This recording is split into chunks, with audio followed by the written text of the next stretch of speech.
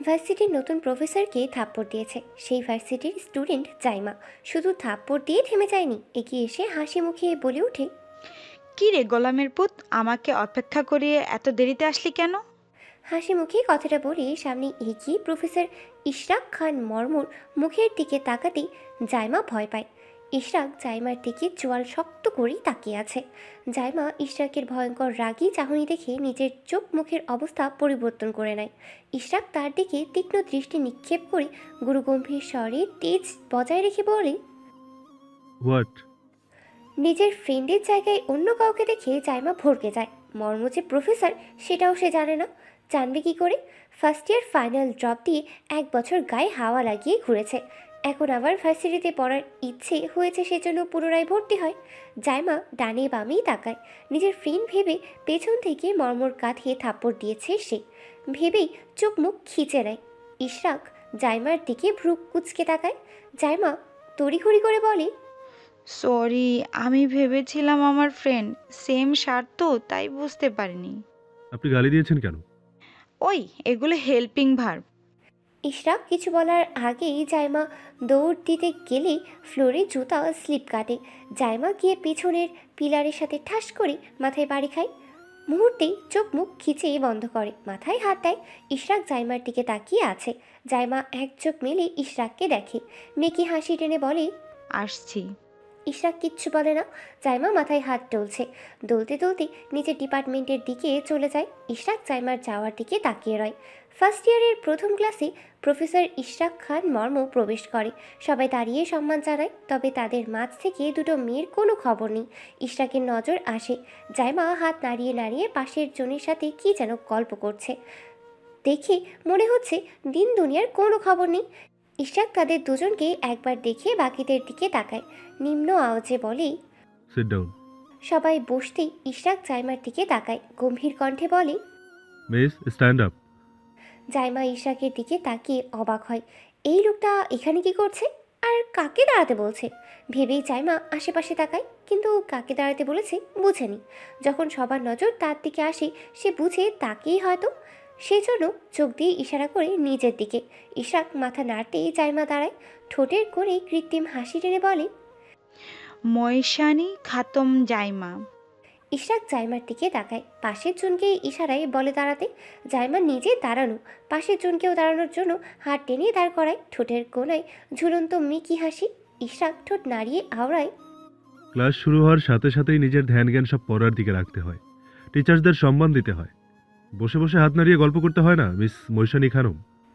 জাইমা উপর নিচে মাথা নাড়ায়। ইশরাক বিরক্ত হয় জাইমার অ্যাক্টিভিটি আর বিহেভিয়ারে, হাত দিয়ে ইশারা করি বসার জন্য। জাইমা বসেই ইশরাককে মুখ বাঁকায়। ক্লাসে মনোযোগ আনার চেষ্টা করলেও পারে না, তার মন পড়ে আছে ফুচকার স্টলে, কখন গিয়ে ফুচকা খাবে। টানা অনেকক্ষণ ক্লাস করে জাইমা বোর হয়ে যায়। 1 বছর পর ক্লাস করতে এসেছে, এখন তো মনে হচ্ছে বাসায় বসে সবাইকে জ্বালানোই ভালো ছিল। ভেবেছিল 1 বছরে বিয়ে শাদী করে বাচ্চা কাচ্চা পড়াবে, কিন্তু দেখো নিজেকেই পড়ার জন্য আসতে হলো। জাইমা নিজের দাদির কথা মনে করেই বিরক্ত হয়, ওই মহিলার জন্য তার বিয়েটা হচ্ছে না। কত ভালো ভালো সম্বন্ধ আসে, কিন্তু মহিলা দরজা থেকে বিদায় করে দেয়। জাইমার ছোটবেলা থেকেই ভীষণ শখ বিয়ে করার, ভেবেছিল মাধ্যমিক দিয়ে বরের গলায় ঝুলে পড়বে, নিজের সব সমস্যা তার কাছে রেখে দূরে বসে পপকর্ন খাবে। কপাল, মাধ্যমিক দিয়ে ঠেলে ঠুলে উচ্চ মাধ্যমিকও দিল, তারপর ভার্সিটিতে আসলো, ভেবেছে ভার্সিটিতে উঠেছে এবার অন্তত বিয়েটা হবে। অনেক অপেক্ষা করার পরও যখন হয়নি, তখন অনেক ভেবে চিন্তে সিদ্ধান্ত নিয়েছে পড়াশোনা ছেড়ে বাসায় বসে বসে তাড়াতাড়ি বিয়ে যাওয়ার ফজিলতি নিয়ে ওয়াজ চালাবে। নিশ্চয়ই সবাই শুনবে, তার মনোভাব বুঝবে। একদিকে পড়াশোনা ভালো লাগে না, কবে পড়াশোনা ছাড়বে সেই চিন্তা ছিল। এইসব বুদ্ধি মাথায় আসার পর থেকেই জাইমার মাথা ব্যথা, হাত পা ব্যথা শুরু হয়ে যায়। ডক্টরের কাছে যেতে বললে সে রাজি হয় না। এরকম কয়েকদিন অভিনয় করার পর যখন দেখলো কেউ তেমন গুরুত্বই দিচ্ছে না, তখন বিয়ের ফজিলত নিয়ে ওয়াজ চালানো শুরু করে দেয়। জাইমার কার্যকলাপ কয়েকদিন দেখে তার আম্মু ঝাড়ু দিয়ে মেরে বিয়ের ভূত মাথা থেকে নামিয়েছিল। তারপরেও কান্নাকাটি করে পরীক্ষা দেয়নি জাইমা। 1 বছর টই টই করে ঘোরার পর যখন দেখলো বিয়ের সাথে নামও মুখে নিচ্ছে না কেউ, তখন ব্যর্থ হয়েই আবারও ভার্সিটির প্রাঙ্গণে পদচারণ দিয়েছে সে। ক্যাম্পাস থেকে আজকেই বানানো নতুন বান্ধবী রাইসার সাথে বেরোচ্ছে জাইমা। বেরোতে বেরোতে ইশরাকের নামে হাজারটা নালিশ করেছে সে। গেট বেরোতেই দেখে তার ফ্রেন্ড তাসকিন আহমেদ দাঁড়িয়ে আছে। জাইমা তাকে দেখিয়ে ছুটে যায়, সামনে দাঁড়িয়ে কাঁধে থাপ্পড় মেরে বলে, হারামি, তুই তো বলেছিলি আমার ডিপার্টমেন্টের সামনে দাঁড়িয়ে অপেক্ষা করবি। তোর জন্য আজকে কত বড় একটা আকামা করেছি জানিস? জাইমার কথা শেষ হতেই তাসকিন ভ্রুদয় প্রসারিত করে বলে, তুই তো অকাজের, সেটা সবাই জানি। তা এবার তোর আশিকের দেখা পেয়েছিস নাকি? না না না, আশিক রহমান নামের কারোর দেখা পাইনি, তবে একটা লম্বা ফর্সা সুদর্শন কাঠখোট্টা লোকের দেখা পেয়েছি। মানুষ কেমনে এত ভাব নেয় ভাই?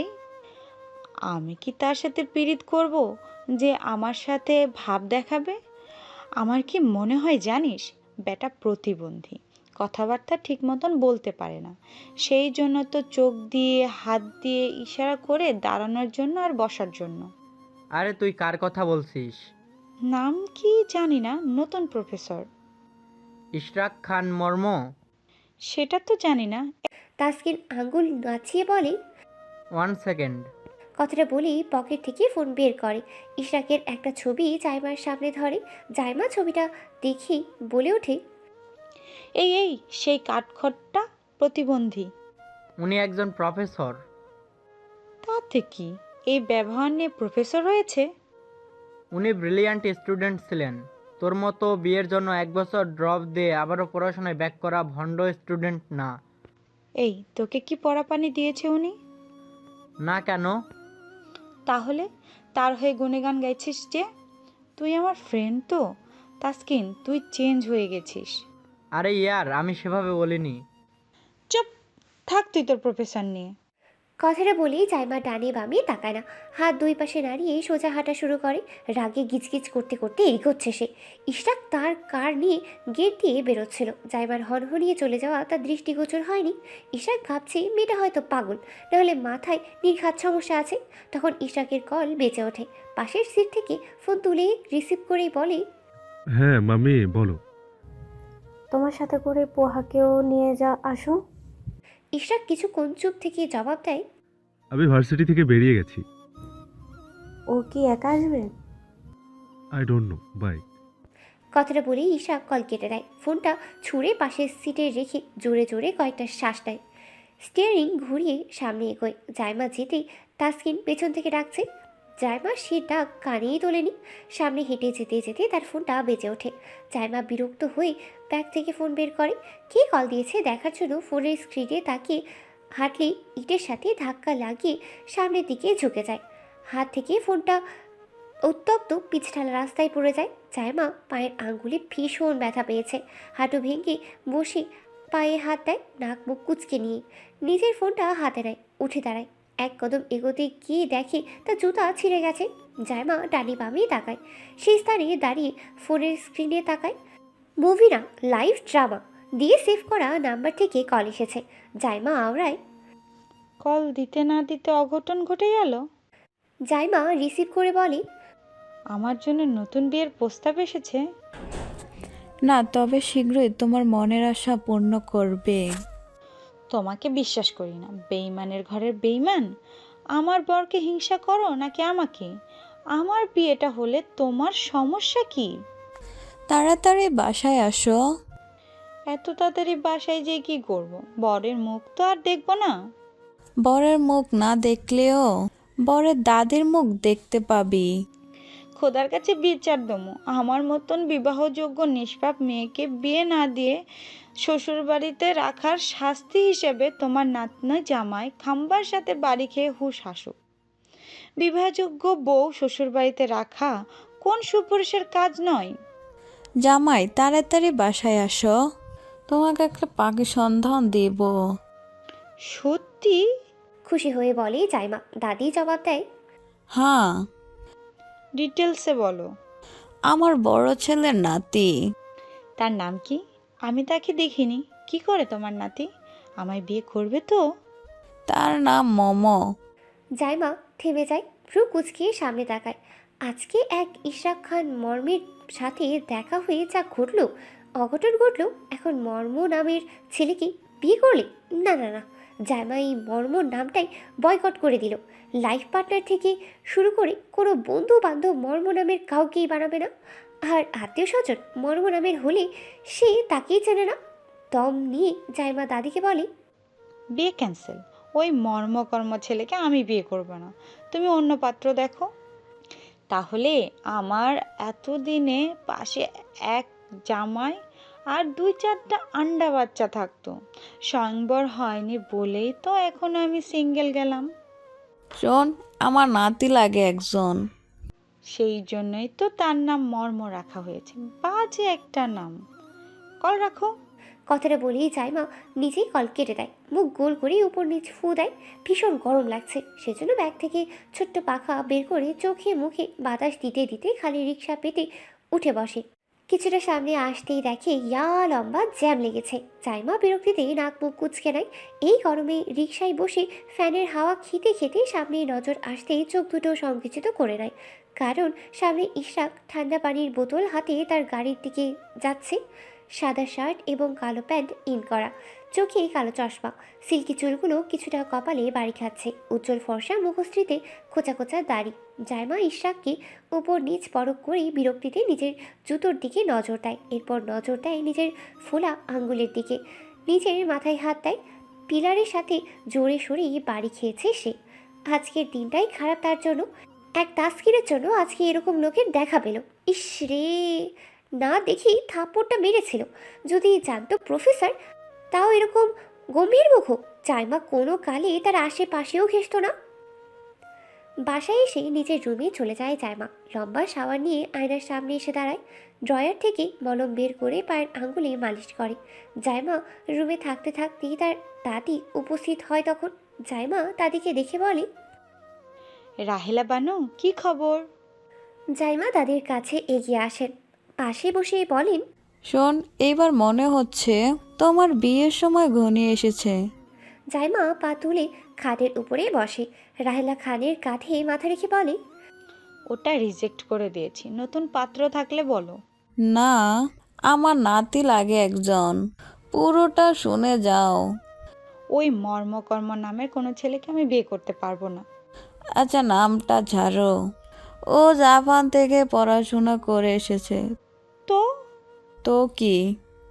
দাদিন, বাবা আমাকে তোমার নাতির সাথে কখনোই বিয়ে দিবে না। দেখো না, ভাই ভাই কথা বলে না।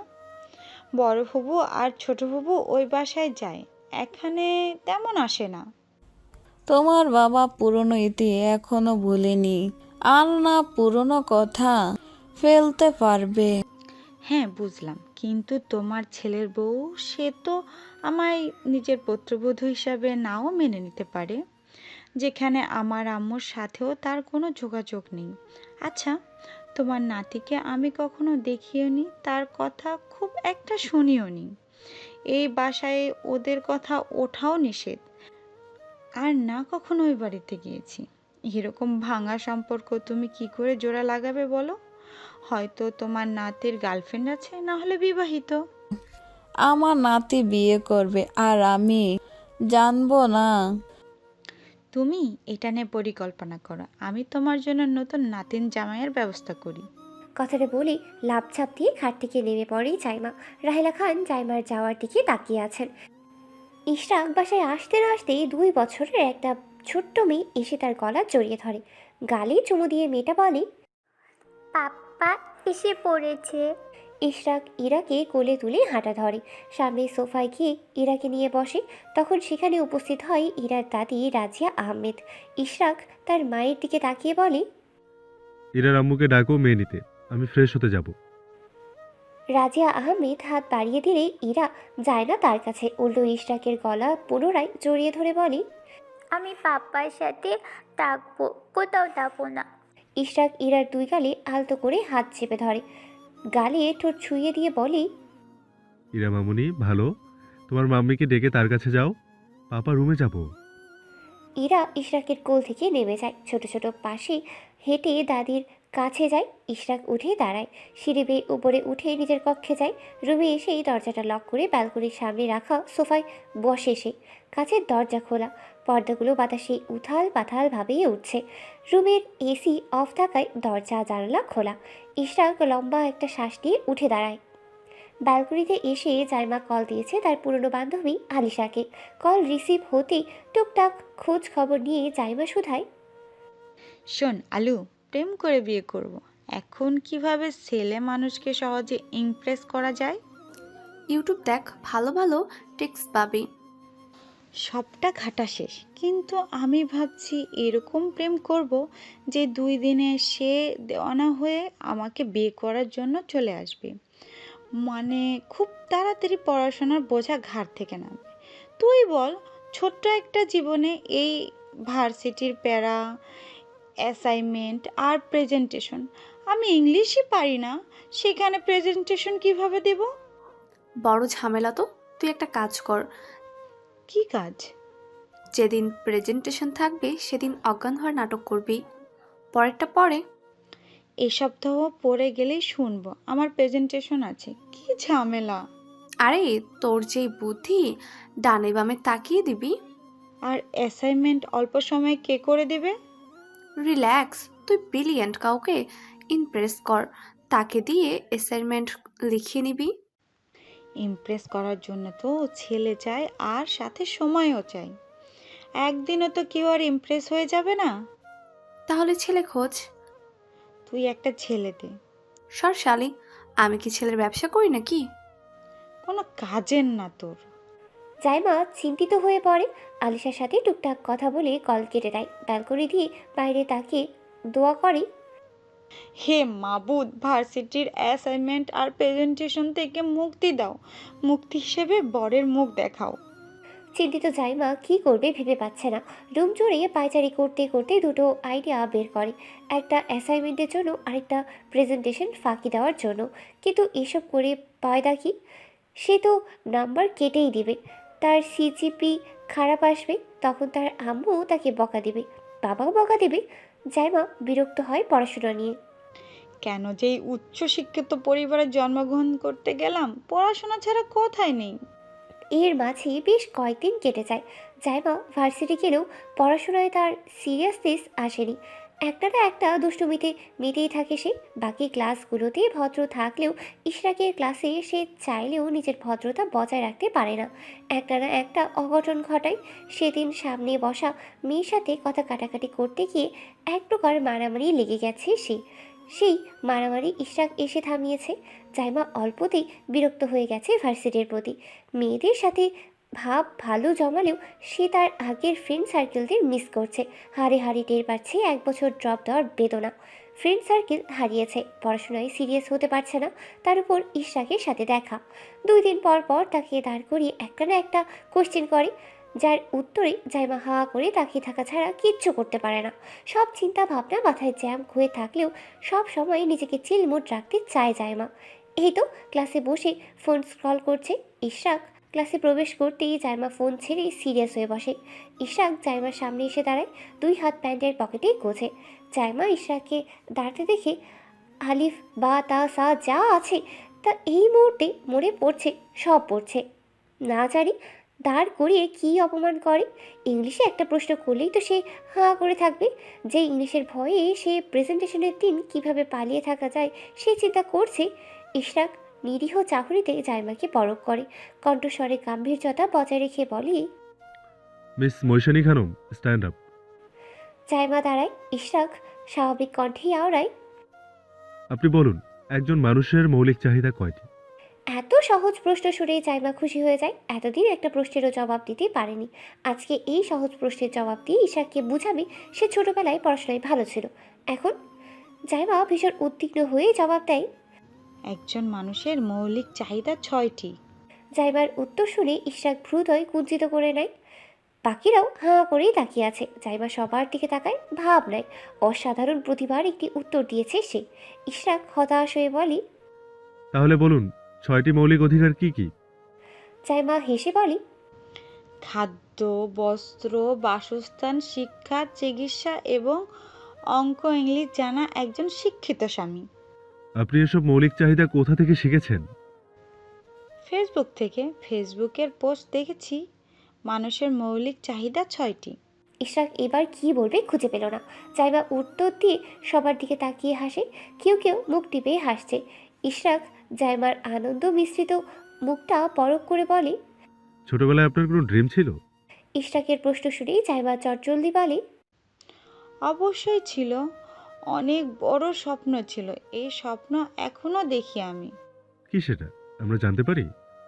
স্যার, কেন নয়? বেশ, তাহলে বলুন আপনার ড্রিম। বিয়ে করার ছোটবেলা থেকেই স্বপ্ন দেখতাম। বিয়ে করব, বউ সাজবো, সবাইকে বলবো দেখ আমার সুন্দর বর। তোদের আছে? জাইমার কথায় বেশিরভাগ স্টুডেন্ট হাসলেও ইশরাক মুখশ্রী রং পরিবর্তন করে না। সেই জাইমার কনফিডেন্স লেভেল দেখছে। জাইমা ইশরাককে তাকাতেই ইশরাক বলে, আপনি বসতে পারেন। জাইমা বসে। ইশরাক নিচের আসনের দিকে আসে, সবার দিকে এক নজর তাকিয়ে পড়ায় মনোযোগ দেয়।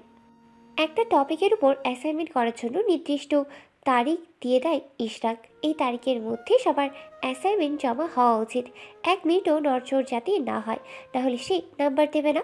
অ্যাসাইনমেন্টের কথা শুনে জাইমার জ্বর চলে এসেছে। বসে বসে কে লিখবে এসব অ্যাসাইনমেন্ট? মাত্র 2 দিন সময়। এই 2 দিন তো জাইমা চোখ বন্ধ করে চোখ মিলতে মিলতেই চলে যাবে। ইশরাক যেতেই জাইমা তার পাশে বসে থাকা মেয়ে, তার নাম মেহের, মেহেরকে উদ্দেশ্য করে বলে, এই এখানে কেউ অ্যাসাইনমেন্ট লিখে দেয়? জাইমার কথায় মেহের জবাব দেয়, হ্যাঁ দাও তো, গার্লফ্রেন্ড বয়ফ্রেন্ডকে আর বয়ফ্রেন্ড গার্লফ্রেন্ডকে। ধুর, আমার এসব বড়লোকি সম্পর্ক নেই। এসব ছাড়াও কেউ লিখে দেয় না। জানা নেই, নিজেরগুলো নিজে লেখাই ভালো। আবার প্রেজেন্টেশন কবে দিতে হবে? চলে আসবে শীঘ্রই, এক্ষুনি প্রিপারেশন নাও। আর মিড টার্মও আসবে কদিন পর। জাইমা কিছুক্ষণ চুপ থাকে, এরপর বলে, আল্লাহ, পরীক্ষা হলো মানব সৃষ্টি একটা দুর্যোগ। আমি এই দুর্যোগে অংশগ্রহণ করতে চাই না।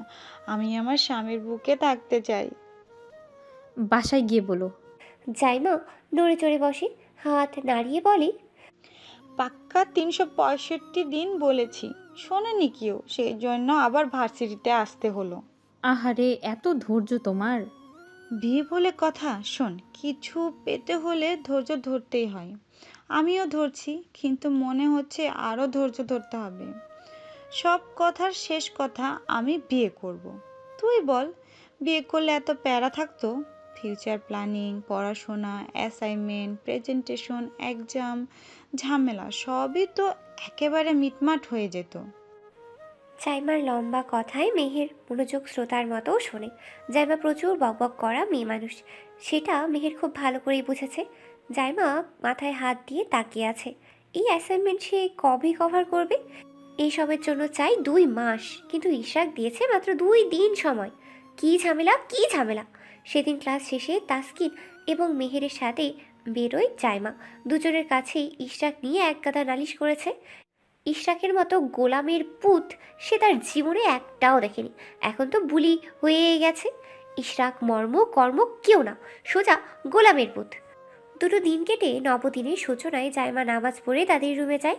রাহেলা খান জায়নামাজে বসে তখনও তাসবিহ পড়ছিল। জাইমাকে দেখিয়ে হাতের ইশারা করেন।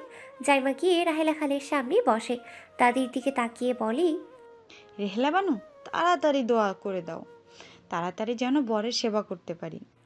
রাহেলা খান দোয়া পড়ে জাইমাকে ফু দেন। খারাপ নজর বালা মুসিবত থেকে যাতে রক্ষা পায় সেজন্য দোয়া করেন। জাইমা দাদির সাথে বসে কিছুক্ষণ গল্পগুজব করে। দাদি তার সবচেয়ে ভালো বন্ধু। জাইমার আম্মু একজন টিচার, বাবা বিজনেস করে, ভাই এবার মাধ্যমিক দেবে সেজন্য হোস্টেলে আছে। বাড়িতে জাইমা, রাহেলা খান এবং জাইমার মা থাকেন। যদিও বাবা মা সারাদিন বাইরেই থাকে, সন্ধ্যায় শুধু সবাই বাসায় থাকে। কাজের বুয়া এসে রান্নাবান্না করে, বিল্ডিং গুছিয়ে রাখে। সে এখানেই থাকে জাইমাদের সাথে। বিশাল বড় বাড়িটা সারাদিন ফাঁকা পড়ে থাকে। জাইমা তার বাবা মাকে তেমন পায় না। তার যত দুষ্টুমি দাদিকে ঘিরে। তাদের গলা জড়িয়ে ধরে লিভিং রুমে বসে জাইমা। চেয়ার টেনে বসতেই গরম ধোঁয়া ওঠা কফি রাখে হেল্পিং হ্যান্ড রূপা। জাইমা রূপার দিকে তাকিয়ে বলে, রূপান্টি, সন্ধ্যায় বের হবে আমার সাথে? স্যার জানলে বকবে মা, রাত বিরাতে বেরোতে নেই?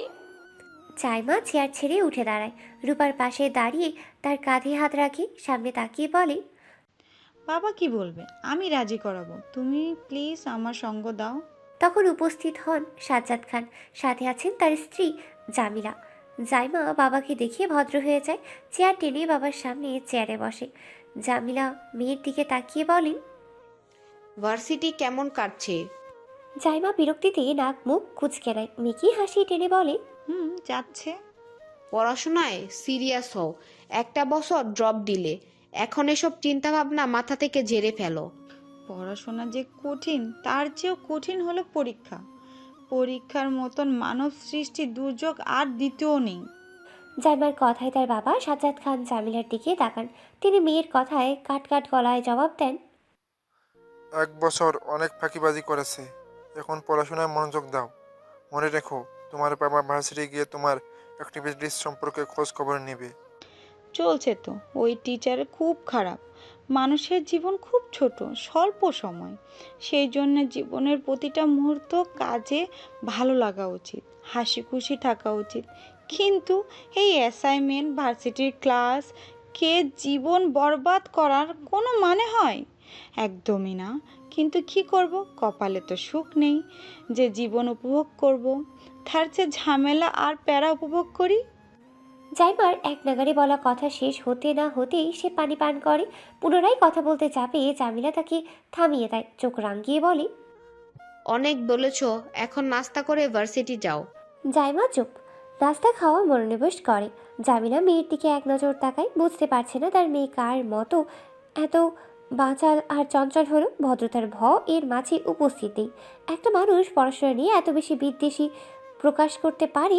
এদিকে তার বাবা মাকে দেখো, দুজন নিজেদের কাজ এবং জব নিয়ে ব্যস্ত। একজন মানুষের যতটুকু স্বপ্ন পূরণ প্রয়োজন বা যতটুকু চাহিদা, নিজের সবটাই পূরণ করেছে। জাইমা উঠে রুমে আসে। তার অ্যাসাইনমেন্ট এখনও বাকি আছে, 2 দিনে কমপ্লিট করতে পারেনি সে। এখন এসব নিয়ে ভার্সিটিতে যেতে হবে। ইশরাকের থেকে 2 দিন ভিক্ষে করে নেওয়ার মতো আইডিয়া অবশ্য তার কাছে আছে। এখন কথা হলো, ইশরাক যদি রেগে যায় তাহলে সব মাটি। সব মনে করে কি হতে দৌড়ে সাজ্জাদ খানের কাছে যায় জাইমা। সাজ্জাদ খান সবে রেডি হয়ে বেরিয়েছেন। মেয়েকে দেখেই ভ্রু কুচকে তাকিয়ে জিজ্ঞেস করেন, কিছু লাগবে? জাইমা ইনিয়ে বিনিয়ে বলে, তোমরা এটা বাদ দাও, রিস্কায় বসে গরমে মরে যাই। সাজ্জাদ খান চিন্তায় পড়ে যান। একবার জাইমা তার কার নিয়ে অ্যাক্সিডেন্ট করেছে। অ্যাক্সিডেন্ট বলতে কি, বাইরের টঙ্গের দোকান উড়িয়ে দিয়েছে প্রায়। এরপর জরিমানাও দিতে হয়েছে। জমিদার নিষেধাজ্ঞা আছে জাইমাকে যাতে কার দেওয়া না হয়। যে কোনো সময় দুর্ঘটনা ঘটাতে পারে। সাজ্জাদ খানকে ভাবনায় তলানো দেখে জাইমা চট করে বলে, বিশ্বাস করো, আমি সামনে তাকিয়ে গাড়ি চালাবো, দাও না প্লিজ।